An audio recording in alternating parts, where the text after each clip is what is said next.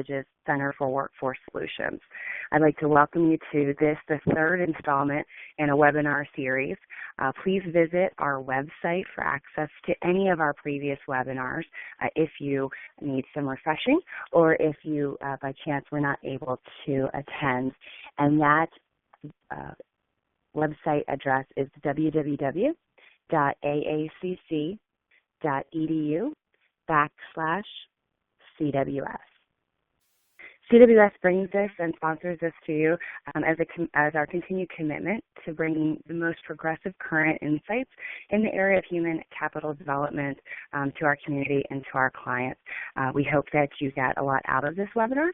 As you listen to our presentation today, we hope you take the time to tweet the hashtag Radical Leadership with any of your comments or thoughts, as well as tagging it with the @AACCBiz, which is the CWS tagline. For participation today, we'd like to include your ideas and questions, thoughts, and conversation. So please use the chat box at your discretion. And if you have any questions for the presenter as we go through the presentation, we'll get to as many questions as we possibly can.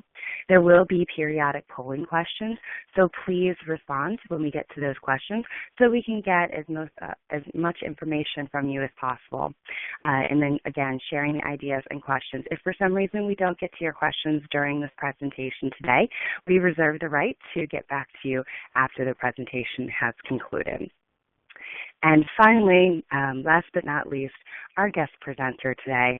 We're really excited to have Dr. Laura Bernstein with us today. I personally have known her for several years, both from the profit and nonprofit sector. She's a former business owner, a nonprofit executive currently, working in the agency as an HR consultant. She also does some private work to create high-performing work teams and improve retention of high-caliber talent. She is a national speaker and is a HR outsourcing resource for many, many businesses, and we're really delighted to have her today. Laura, at this point, I'd like to turn the presentation over to you. Thanks so much, Sonia. It is wonderful to be here today, and I'm very excited about our topic. And although engagement has been a topic talked about a lot over the last several years, I do hope that today we will be sharing some new insight and talking about how we can quickly integrate employees into an organization to get them engaged and keep them engaged and to keep current employees engaged. So I'd like to start by providing a high-level overview of the main phases of the employee life cycle. And if you look at models, you will probably see a lot of variations. However, these are generally the 5 main phases. So we go from attraction to attachment to alignment, and then detachment and transition. And I do want to emphasize that today's session is going to focus mainly on the first 3 steps, the first 3 components, to preparing our employees for high levels of engagement and increased retention. So let's go ahead and review our objectives. The first one, we're going to be discussing all of the main phases of the life cycle to make sure that everyone is aware of what they are and why they're important. And then we're going to focus mainly on attraction, attachment, and alignment, as these 3 together are really the components that propel engagement. So we want to make sure that we give them our attention today. And then we want to give you an opportunity to evaluate engagement at your organization. So throughout, we'll be asking some reflective questions to allow you to evaluate engagement.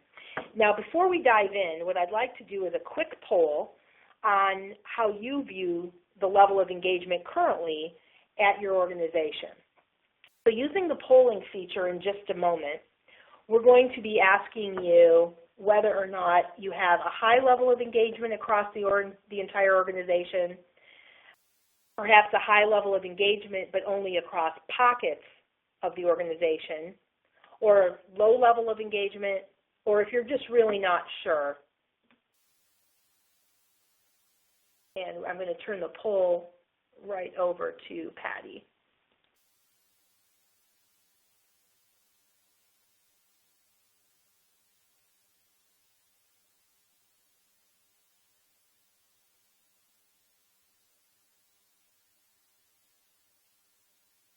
So please take a moment and fill out the poll. What does your engagement look like at your organization?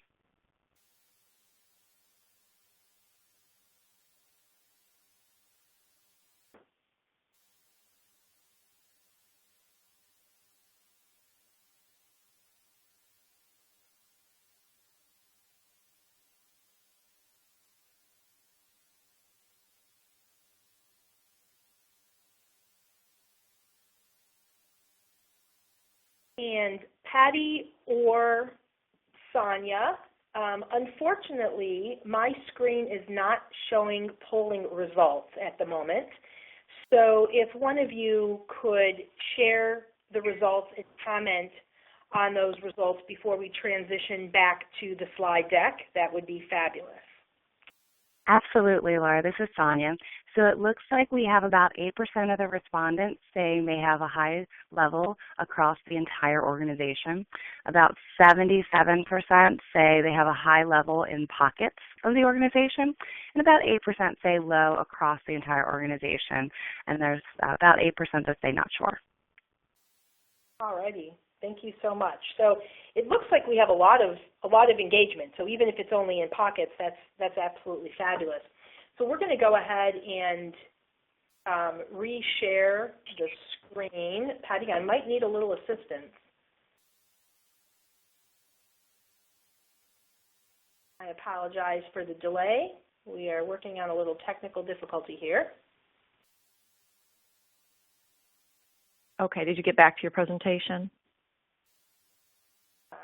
The presentation is up, but I can't seem to show it.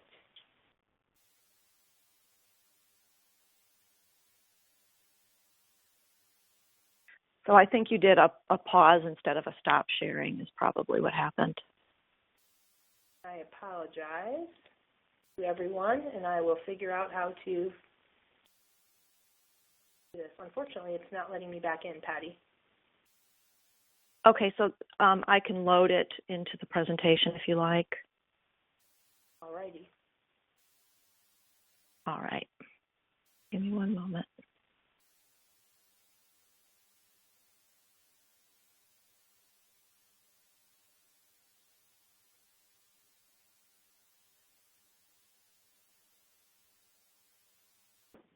We apologize, everyone. I apparently pressed the wrong button. We'll be back with you in just a moment. Okay. Can you see that? Can you control this now?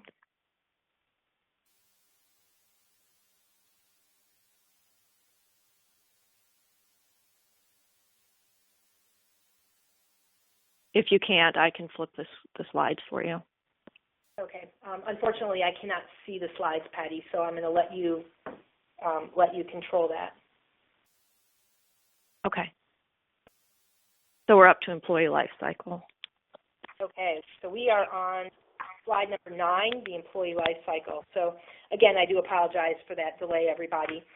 What I'd like to do is take a closer look at the employee life cycle phases. And this is really a human resources model that identifies the stages in employees' careers so that it will help guide and manage and optimize all of the associated processes related to how we manage employees through the life cycle within our organizations. And what we're going to do is briefly review each major phase of the employee life cycle. So we're going to go ahead and move to slide 10. And the first one is attraction. And Patty, are we on slide 10?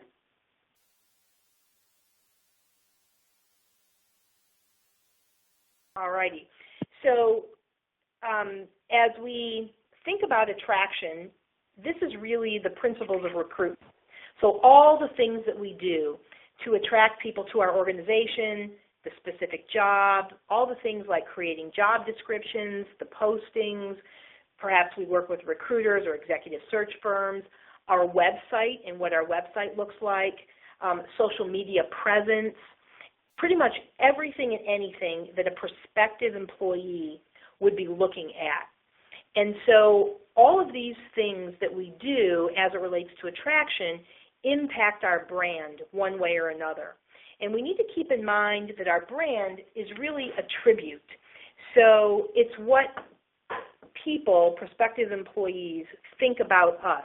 It's not what we say about our brand. It's actually what people think about our brand. So, you know, we all, businesses, organizations, are all competing for talent, and we need to make sure that our brand presence is very, very effective. So the organizations that are very, very successful at attraction really pay attention to both active positioning and passive positioning. And the active positioning would be all the things that we do around being very clear with the role, the expectations, the performance metrics, being very clear about what type of development opportunities are available, and then making sure that prospective employees understand the leadership profile. So the executive or the senior leadership team, the direct manager profile, what kinds of interactions they can expect to have with those individuals. There are also organizations that pay attention to passive positioning. What kind of an environment do we create? You know, is it a welcoming environment? And we can say we have a welcoming environment, but all of the employees that will interact with a new employee also are going to be having an impact on what that environment looks like. Whether we're culturally inclusive, looking at our holiday schedule, how we schedule meetings, how we speak with people, all of the dynamics that would be helping to either make us or not make us culturally inclusive. And then the last thing related to passive positioning would be unintended nuances. These would be things that maybe we don't necessarily pay attention to, but they have an impact on the organization and on a new employee or a prospective employee's perception of the organization. So I'd like to ask, if you haven't already started to share your thoughts and your comments and your questions, if you have an example of how you are currently attracting new employees in a successful manner, it would be wonderful to share with everybody on the call today. So please go ahead and use the comment feature to do that. And Sonia, if you would take a moment and perhaps comment on an example either that someone has shared or perhaps how Anne Arundel Community College is attracting high caliber talent, that would be wonderful. Sure. So I'd just like to remind everyone that we do have the chat feature over towards, should be the left-hand column. Please feel free to interact with one another as well as to type in any comments, questions, or examples that you have, both right now for attraction and as we go through the webinar. Comments or suggestions from us at Anne Arundel. We have benefited from a long-standing history of excellence, both prior to us joining the team and then currently living up to those high expectations. So the great thing about the active positioning, we've been very clear about our role in the community and educating and have been able to really create a strong brand for Anne Arundel Community College being one of the best community colleges in the country. And we look for ways to continue to be innovative and out there ahead of the curve.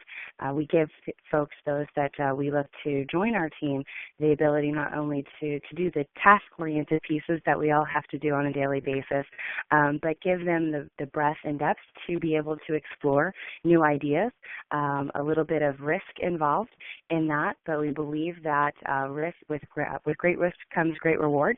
So we try to balance that out and give them the ability to stretch their muscles where they can in order to cover new territory. And we think that really resonates with the folks that apply for positions at Anne Arundel. Excellent. Thank you so much. Another example I wanted to share, when I'm working with clients, a lot of times they talk about how the benefits attract new prospective employees. And a lot of organizations are now looking at things that they can do inside their benefits that are in addition to your traditional, medical benefits and insurance type policies. but looking at different variations of time off, looking at ways to involve their employees in community service days, looking at ways to allow people to buy more time off, and to be involved in environmental type factors. So those are some of the new ways that organizations are looking at benefits to attract employees. And we have one comment, Laura, from the chat room that they use a variety of ways. Some are internships, scholarships, visiting colleges, job fairs, great employee benefits along the lines of what you were suggesting, annual leave, sick leave, and so forth. Excellent. That sounds great. Thank you, everyone, for sharing. We're going to go ahead and move to slide number 11 and talk a little bit about the second component, which is attachment. And attachment is something that not everyone is familiar with, or it's a word that not everyone is using right now.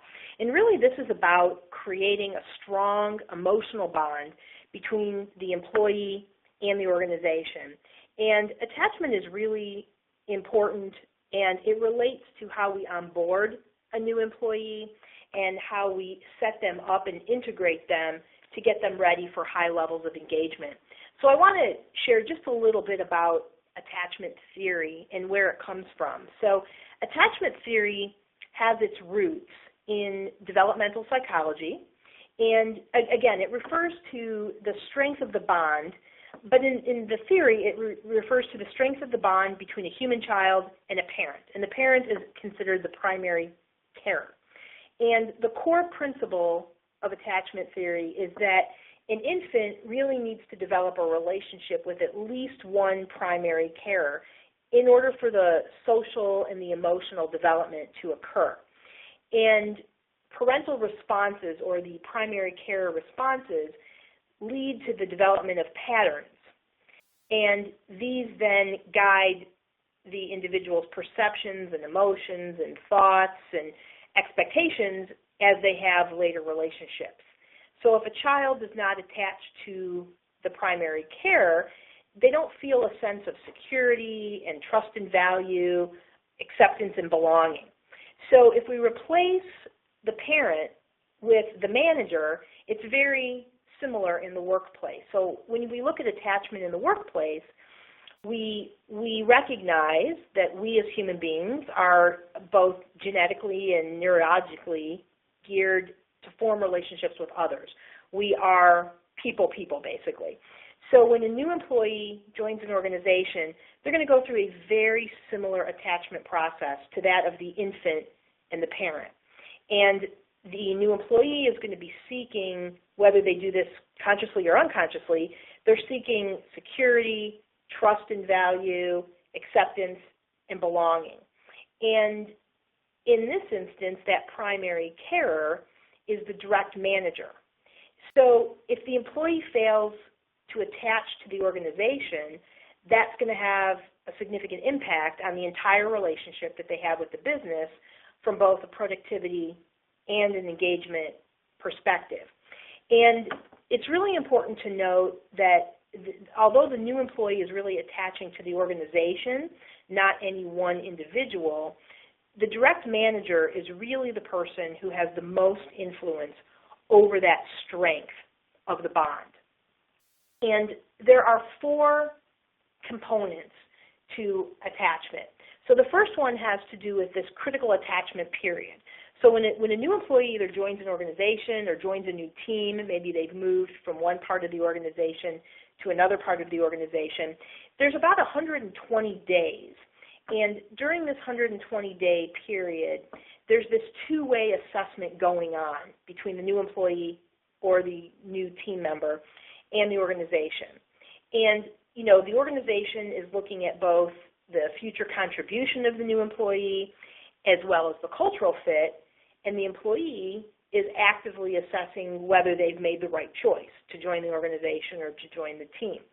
And so this critical attachment period, we have about 120 days before both parties are starting to make decisions and draw conclusions. Now the second piece has to do with that direct manager's impact. And it's very, very significant in helping the new employee attached to the organization. In fact, I'm sure many of you are aware that over 80% of the employees' perceptions that are formed during this critical attachment period are actually directly influenced by the immediate manager or the immediate supervisor. So it's very, very important for that direct manager to be a critical part of that onboarding process and to make sure we pay attention from a leadership development perspective to that direct manager. When we look at the core attachment perceptions, really it's that strength of bond, and it's based on those four things that I mentioned earlier: security, trust and value, acceptance, and belonging. And we're going to go ahead and move to the next slide and look at those core attachment perceptions. These four perceptions are really based on some drivers within several categories. And one category has to do with the professionalism of the organization, what the new employee or the new team member experiences during that recruitment and that selection process, and the clarity of pre-employment communication and what that looks like once they're inside the organization, in terms of whether or not what they thought the job was going to be about, whether the job really is what they thought it was going to be about. They also look at availability of training and learning opportunities, how committed an organization is to their development, and the effectiveness of the orientation process in getting them up to speed on all the things that are important to them, and whether they really understand those performance expectations. So those are the kinds of things that these perceptions are based on. And we're not going to go into all of them, but there are 20 key response behaviors, and we're looking at slide 13. And we're focusing on this attachment component right now because it's really the greatest predictor of future performance and whether there's going to be a fit and retention between the employee and the organization. So when we look at these key response behaviors, it's important to know that over 90% of attrition that occurs within the first 18 months of employment is actually determined by the employee, meaning employees make the decision to leave versus the organization letting an employee go. And so where attrition occurs before the 90th day of employment, it's usually because of four key reasons. Things like the first one would be it's the right person, but it's the wrong job. The second one would be that it's the wrong person, but it's the right job, meaning we just had poor recruitment practices. The third reason would be it's the right person and the right job, but we did not have employee attachment. We had poor employee attachment. And then the fourth reason is that it's a circumstance beyond anyone's control. Perhaps a spouse moved out of the area. And any attrition that occurs prior to 18 months typically equates to a significant financial loss for the business. So we really want to pay attention to that critical attachment period in that first 120 days, because if we have the right person in the right job, then really it's about making sure that that employee is attached so that we can get even greater engagement and longer-term productivity and reduce attrition. So when we look at all the reasons that employees are or are not attached, there are 20 drivers within those four core attachment perceptions that we've been talking about. And I'm not going to talk about each of the 20, but I do want to highlight just a few to give you an idea. So one of them, number 4, for example, would be central messages. So, what is a central message? These are really the messages that a new employee or a new team member receives about the company's structure, the mission, the vision, the philosophy, the values, things like that. And linking the organizational level information to the team and to them personally is really the element that is typically overlooked by managers. So they may share the vision, the values, the mission, but it's that link between what that means for the employee and what that means for the organization. So that would be one example of a driver. Another example would be rotation, and this is one I like to talk about because a lot of people ask, what is rotation? So rotation is really just that process of making sure that that new team member has the opportunity to meet and be briefed by all of the different departments or functions, key people, key business relationships that they're going to have. So not necessarily people within their team, but maybe people within a variety of teams within the organization. And it's not about making sure that the new team member has any type of competency in all the different functions. It's more about initiating that understanding and the awareness and relationships across the businesses and across the teams to make sure that the new employee understands how his or her position integrates and aligns or doesn't align or feeds. Maybe their position feeds or their position is fed by another position. So again, it's that link between the two. And then I'll just share one last example for the moment, and that would be work-life balance, number 15. And the reason that I selected this one is, we've been talking about work-life balance and hearing about work-life balance for a long time. But in this context, work-life balance really has to do with the time, energy, and emotional investment in work commitments relative to the out-of-work commitments that the new employee is experiencing during that critical attachment period, that 90 to 120 days. And so when we're looking at work-life balance, it's not just about how people spend their time, but it's about all the things that they expected to happen.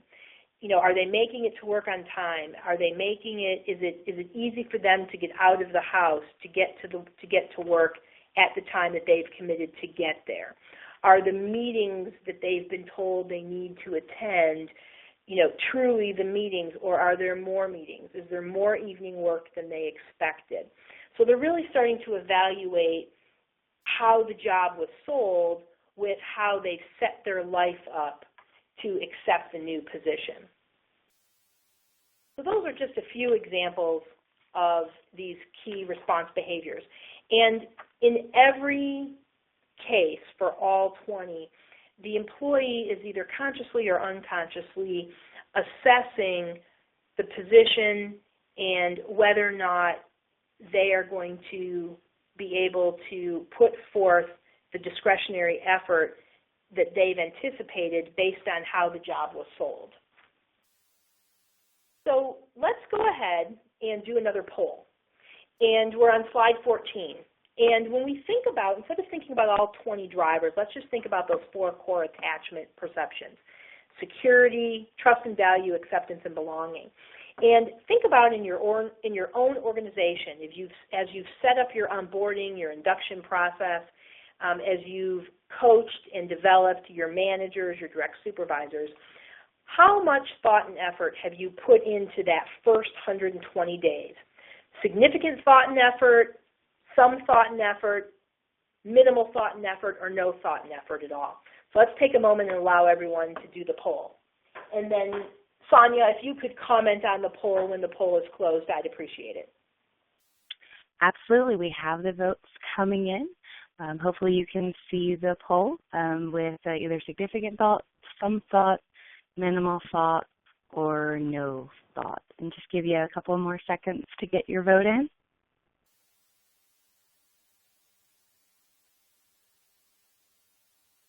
Okay, the poll results are in.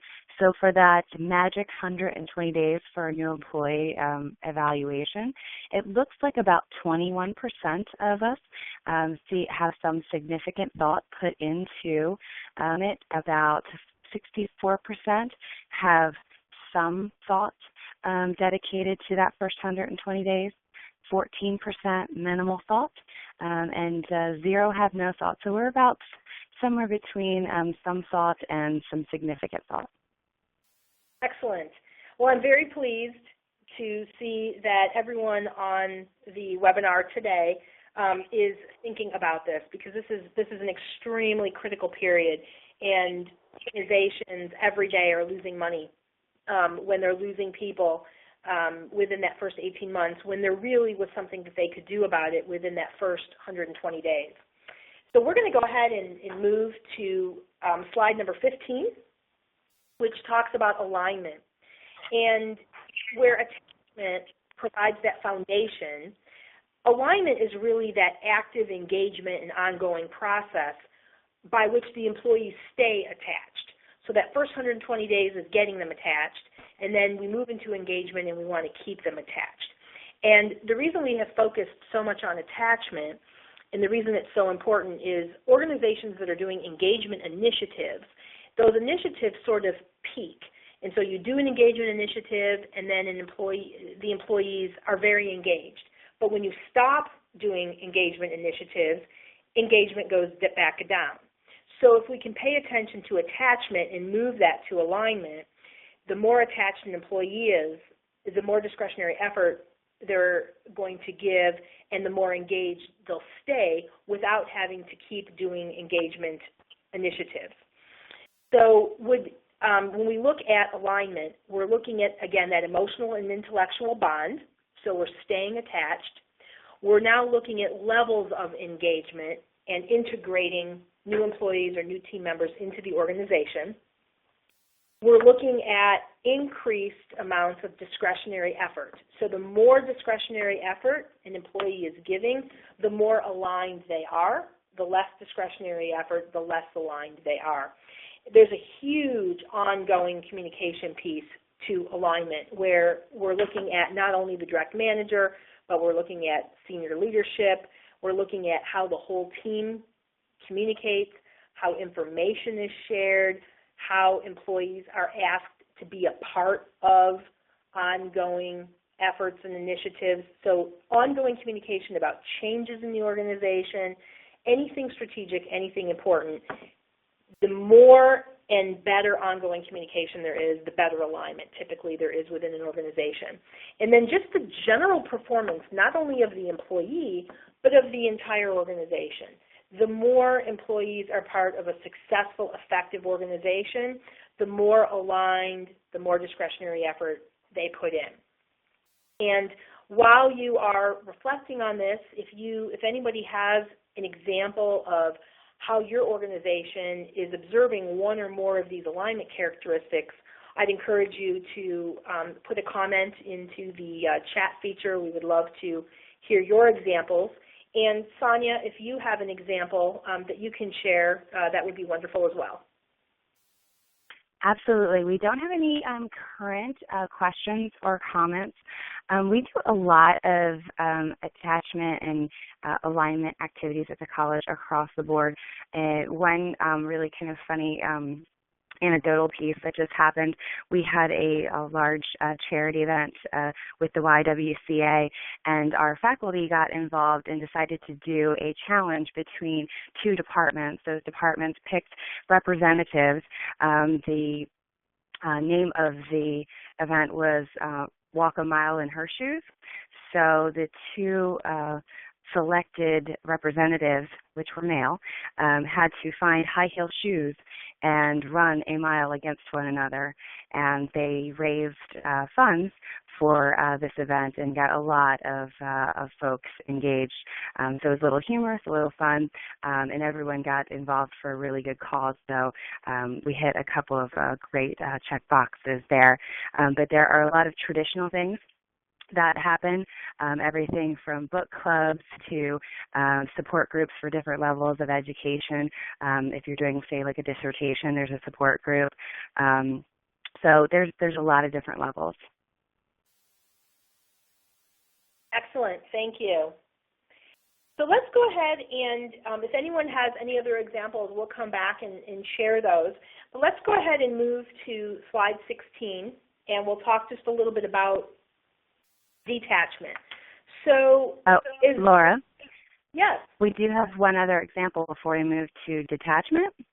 Excellent. Carol has shared that they have a wellness committee with 3 subcommittees: Eat Smart, Move More, and Stress Less, which allows coworkers to participate in planning activities for staff and communicate resources, which is fabulous. And there is another comment from Edward, having activities with emphasis on employee participation.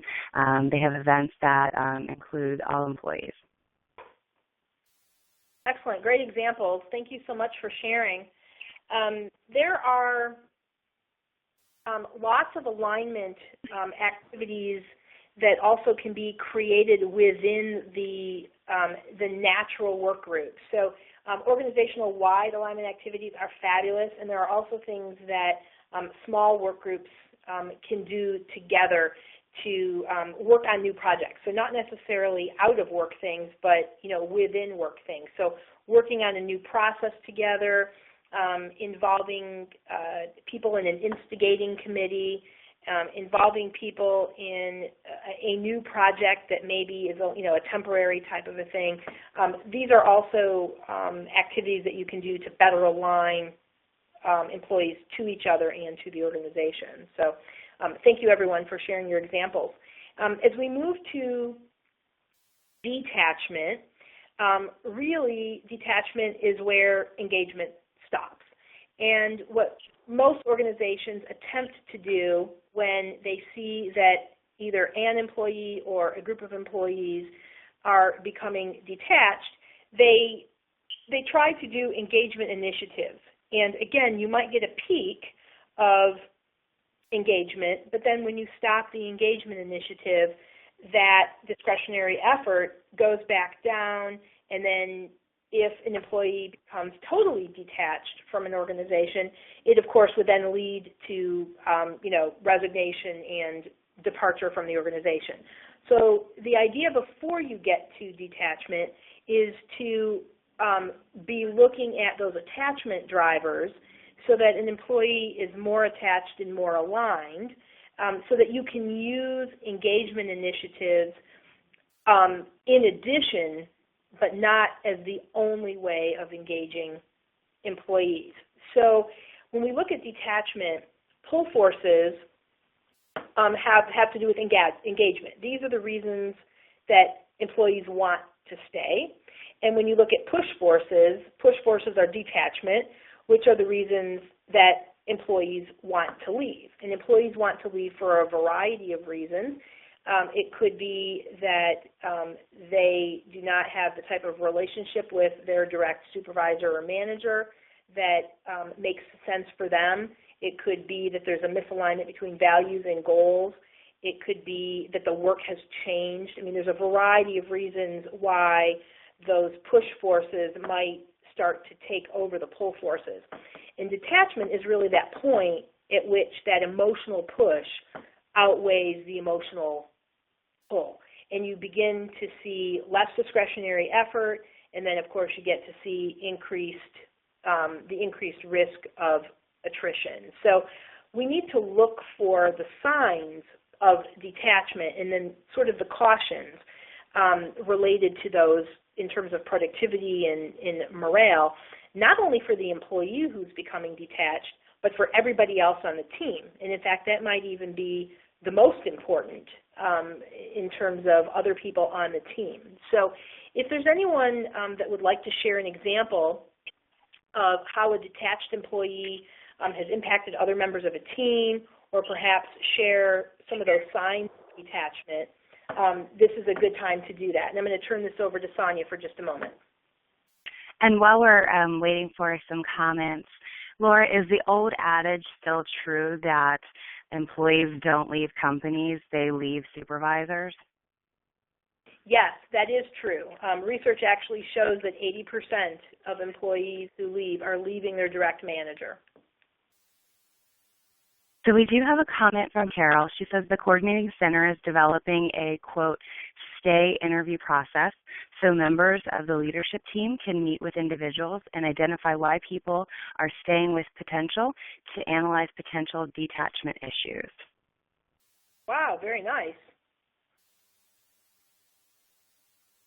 What an excellent example. That's very progressive. Are there any other comments at this point? It doesn't look like it, but if anything else should come up, I will chime in and let you know.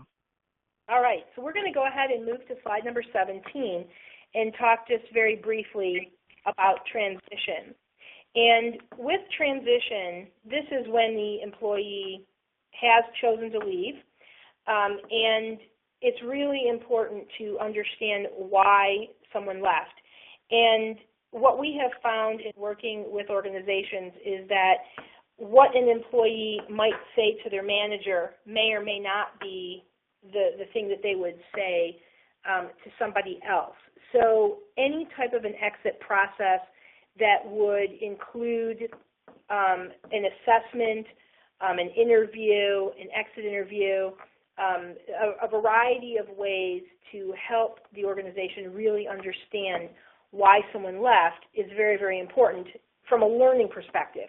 So for those of us that use an exit interview, but then the information only goes to human resources and it doesn't go to the direct manager in some fashion, whether that's in a trend report. We have X number of people leaving, and generally the top 3 reasons are 1, 2, and 3. There's got to be some sort of communication back to direct managers about why people are leaving so that we can have better development opportunities for them. There's also a significant impact on employer brand when an employee transitions out, whether they're transitioning out, in a positive way or in a negative way. How we as employers handle the process is extremely important because our reputation and our brand is now in the hands of the people who not only are with our organization, but are no longer with our organization. And with social media and technology the way it is in today's working world, we're basically in a fishbowl, if we just use the graphic as an example. I mean, people are watching what we do, and we have to care a lot about what people who have left the organization have to say, particularly as we go to recruit new prospective employees. Now, if we go ahead and we move to slide 18, we'll take a look at attraction, attachment, and alignment and how, individually and combined, these are important. And we're kind of looking at that 3-legged stool because if you have really strong attraction but weak attachment or alignment, you've attracted fabulous talent, but then you lose them within that 18-month period, and you've spent a lot of money, and it's, financially not a good thing for your organization. If you have any one of these strong or 2 of them strong and 1 of them weak, it's very difficult to keep that employee and retain that employee over a long period of time. So the good news is that retention really can be predicted and somewhat controlled if we can boost engagement.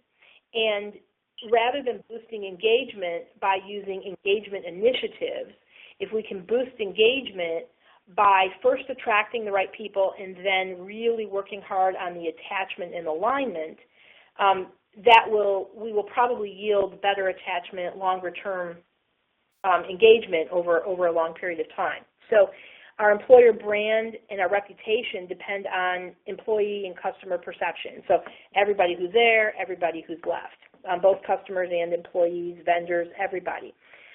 Retention relies on the combination of all 3 of these things. So one weak link is going to increase our attrition. What's interesting about every time a brand new employee or a brand new team member joins the team, existing employees have to recalibrate each time a new person joins. Every time you put a new person into the team, everybody on the team is now recalibrating, which means productivity goes down. Even in the most high-performing teams, this is true. And productivity generally in today's world involves discretionary effort. So the higher the attachment, the higher the discretionary effort an employee is going to give you. And then, of course, engagement increases, and the financial impact on keeping people longer, keeping the right people longer, is very, very positive. And Laura, we have some conversation about exit interviews. Excellent. So before we move on, one of the comments is finding ways to really utilize exit interviews in a meaningful way when potential communication barriers are happening between getting the information and then having leadership or administration listening to that information and passing it back through the organization in a way that will positively impact the organization. Okay, so I would have two comments to share related to exit interviews in the context of that question. The first comment would have to do with, depending on the size of the organization, the larger the organization, the easier this would be to do, where it's not always important to share why every individual has left, but it is important to share why generally people are leaving. And so if trend reports could be created, whoever is collecting the exit interview information could then basically create the trend report or add to the trend report. And if managers could have a communication around, here's generally why people leave. So if there's one or two particular managers where there's a lot of turnover, then we need, of course, to start looking at, what's going on with that particular direct manager and what kind of skills or communication do they need to improve in. But if it's across the board, then I think a trend report is something that is very useful to managers, and an opportunity to actually sit down in a communication meeting and have a discussion about why people leave and what we can do about it. What can we do if they're leaving because of the fact that we've miscommunicating what the job is really all about and what the commitment looks like? Well, then let's get better in the attraction area. Let's get better with our job descriptions. Let's be more realistic and practical about how we communicate information. If the issues have to do with not understanding the values and the culture and how their job aligns to the organization, then let's get better at doing that, and let's put something in our onboarding to address that particular thing. So depending on what comes out in that trend report, you could probably make a process or a system change that will start addressing that over time. The second thing that I would share related to exit interviews in the context of that question is there are tools available. So for example, the detachment inventory is a tool that is available. And there's an attachment inventory and a detachment inventory. And one of the things about the detachment inventory is that you can look at the gap between what the manager thinks are the reasons that the employee left and what the employee says are the reasons that he or she left. And then you start looking at those perception gaps. And what's important about perception gaps is that you are able to sometimes a manager doesn't know what a manager doesn't know. And they may be thinking that an employee left for one reason when in fact maybe it was something else. So looking at those gaps, I think, is another indicator as well. So I hope that helped.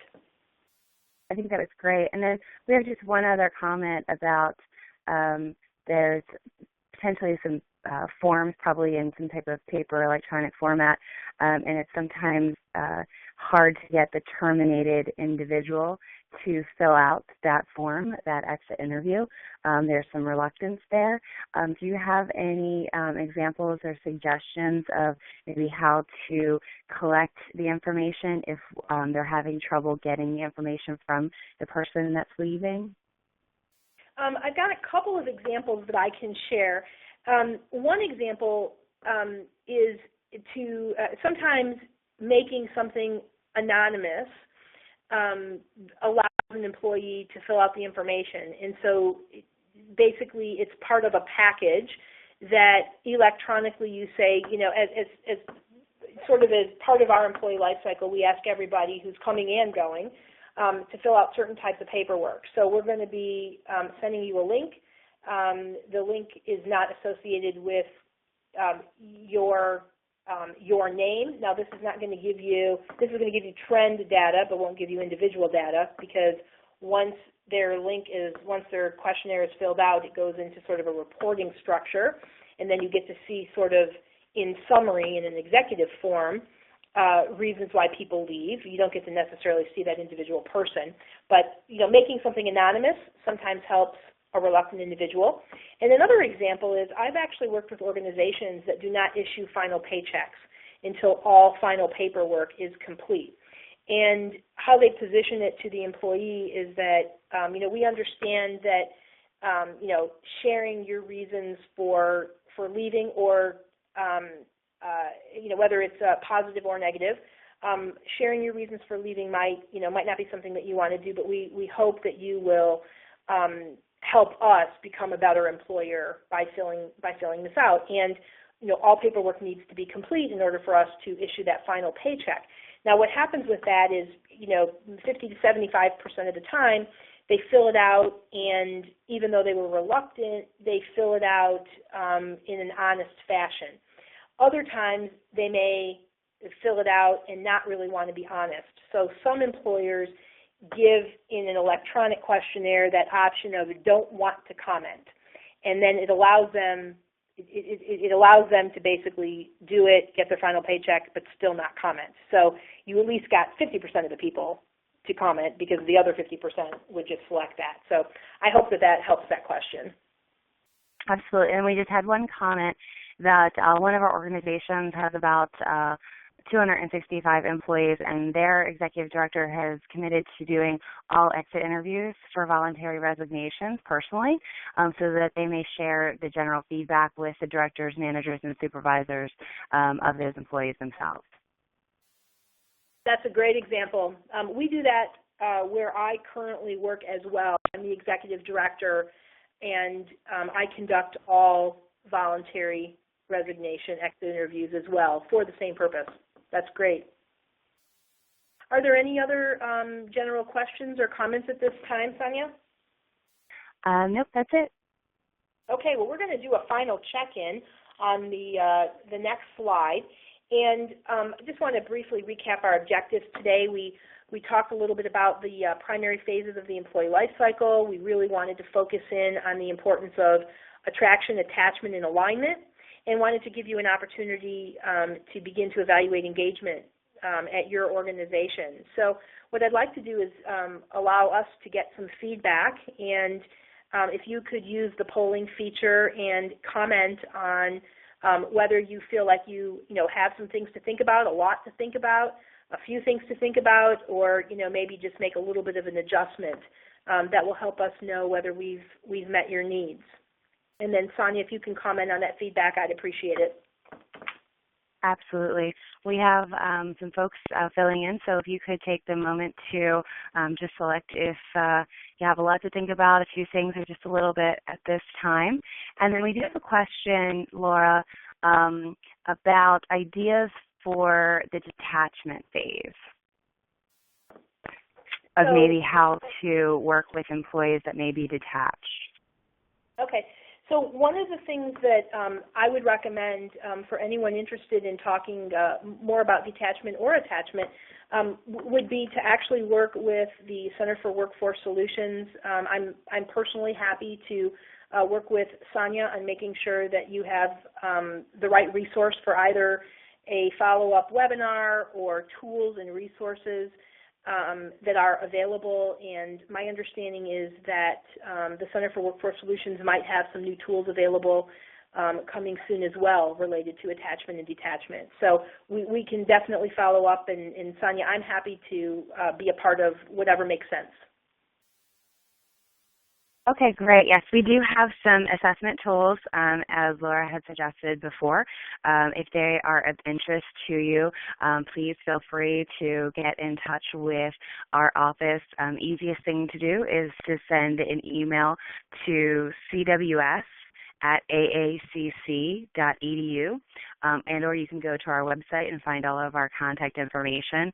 If you need any type of assessments for the detachment inventory that Laura suggested, the attachment inventory, and or just some individual consulting components for any of the phases of employment.